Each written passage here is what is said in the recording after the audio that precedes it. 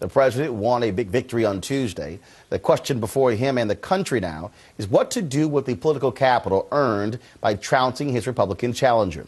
With the GOP still in charge of the House of Representatives, should he be careful and play it small, or should he charge ahead and go big?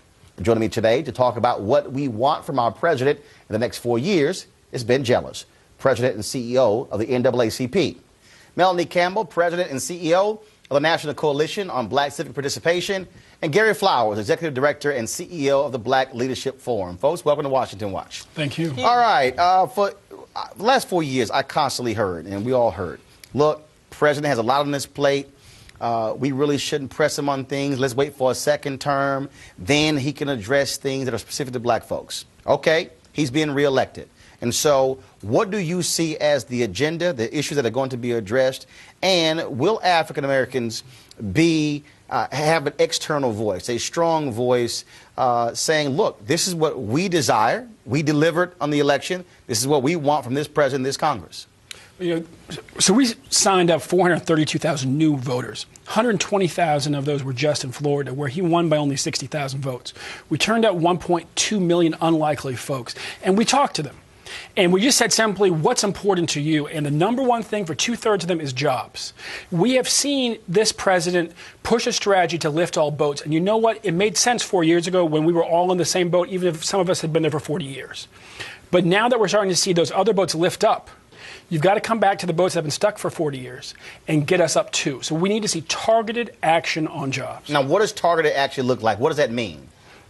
But one of the things that I want to point out and add to what Ben is saying, really, and you look at where he won in urban vote, the cities, an urban policy, an urban agenda will lift those boats. And what does that mean? What specifically are we talking about? Well, if you look at disparities, you don't have to look at race. Look at the disparities. Who's more unemployed? Who needs more health care? Those kinds of things. If you look at the numbers, you know, I've spent a lot of years of my life on the other side of this working in city government in Atlanta, Georgia under the late Maynard Jackson.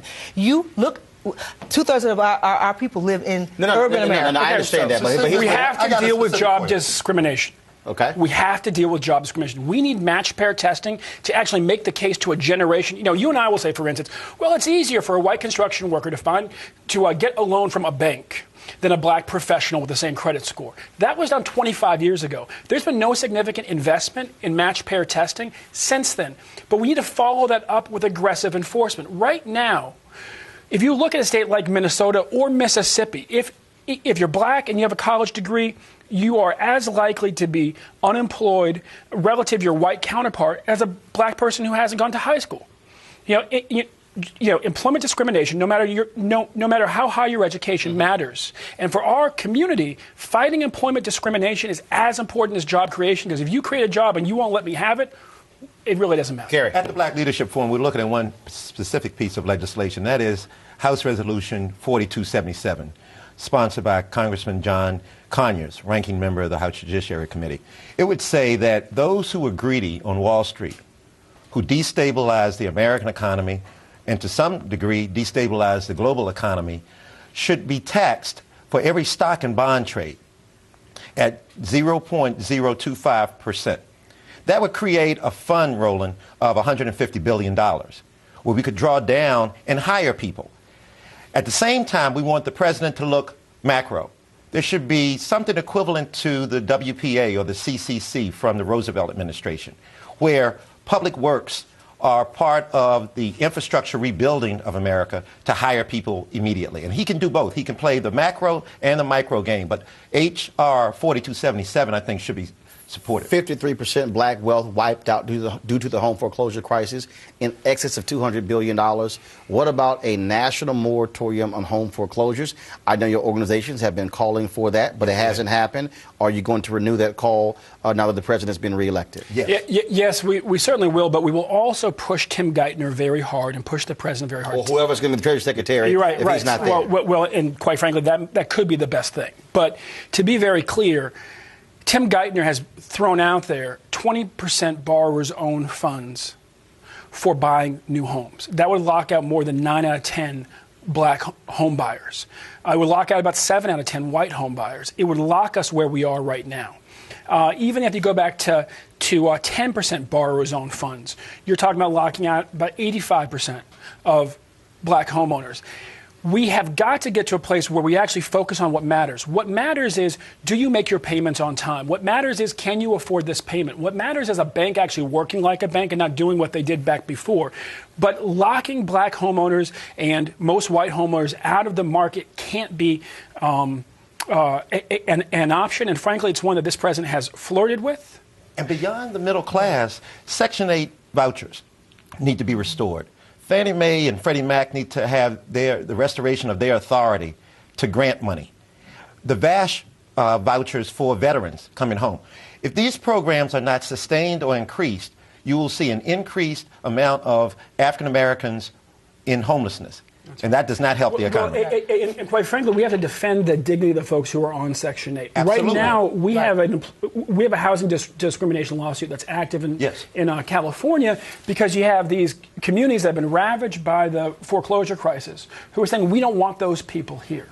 Yes. And who are harassing them, pushing them into jail. I mean, the only thing worse, if you will, than ending up in a homeless shelter is ending up in jail, because the sheriffs targeted you because they didn't want those people, i.e. you, in that neighborhood. What about this here? Are your organizations going to get behind Congressman Jim Clyburn and the Clyburn Amendment? And that is calling for 10% of federal dollars to go to communities where 20% or more of the population, they've been living below the poverty line for 30 years. He was on this show. He said he's presented to the president. They asked the CBO to score it. But more importantly, and they did, they presented to various cabinets as well. But the other thing is more important, 2/3 of the 474 counties that apply to this are Republican counties. So this is one of those areas that can impact African Americans who are in poverty, whites, Hispanics. This is the kind of program that is targeted that, again, takes dollars and goes to the people who are most in need. It will help to de-racialize poverty. But one of the things also for women, getting back, who are no, one second, no. I want to know where all three stand on the Clyburn Amendment and advocating that. Because it harkens back to the day of Adam Clayton Powell. And we've been pushing it for 2 years. Okay, right, in the Powell Amendment. So it's in that spirit of we can help the least of these. At the same time, most Americans who are poor in this country are white. So it captures a double win. The other thing I want to also add to all of what we're talking about, which is policy agenda, is we're still dealing with the same Congress. We have a few more in the Senate, but on the House side, part of what we also have to do, what happened 4 years ago, was that we were excited, the president was elected, but we didn't push on a collective strategy on pushing an agenda.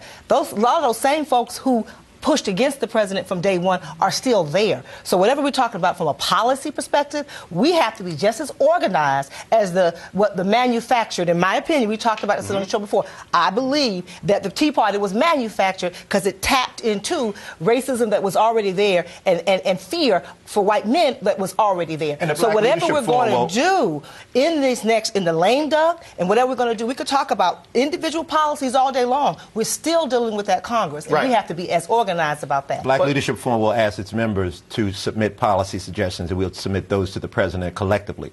Because Melanie's right, we have to move in a unified front. But I think going beyond, though, in terms of organizations moving in a unified front, the only way these policy initiatives are going to get, frankly, get put into place is if the people who came out and voted on November 6th, in early voting, one of the things that I've been saying, that was the end of one process. Now this is the beginning of another. So therefore, we have to mobilize and organize those folks to say, you can't sit on the sidelines. You're going to have to be in this game. So when these measures come up, calling, writing, walking the halls of Congress, pushing and prodding to get it done. Roland, excellent point.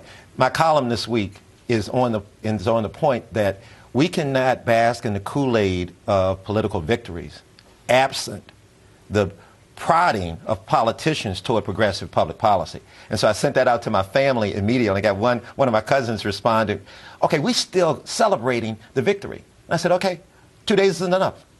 We have a Congress that Paul Ryan is still appropriations chair. We have sequestration coming by 60 days from now. There's a lot of work and damage that can be done by this existing Congress that we have to be vigilant against. Ben? Look, one of the things that we have to change right away is we actually have to change the Senate rules. When Johnson was president, there was less than 5 bills that were actually filibustered. When Obama in his first term, there were 381. When Johnson was president, it was like when Mr. Smith went to Washington. If you wanted to filibuster, you put on your depends. It had to be real. Right, and you go down there and filibuster. Now you just raise your hand and threaten and say, oh, well, we don't have enough votes to stop a filibuster, and they stop it.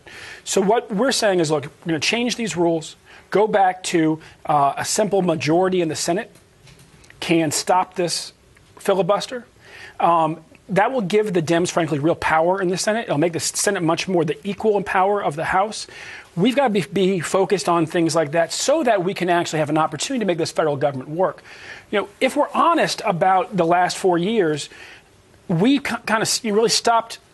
We shifted to the states when the Tea Party took over Congress. We got to go back and run the Senate and make sure that the Congress responds to us. What we're going to continue to do on this show, again, is drive the issue home of policy, how we're moving that. Because, again, a lot of people said certain things we can't ask for, let's wait. Here's the deal. The president has been reelected. He has 4 more years. That's it. You better get what you need now. And as I always say, when you got the kind of turnout that was delivered, it's called a return on investment. That's what politics is all about. Ben, Melanie, we appreciate it. Gary, thanks so much.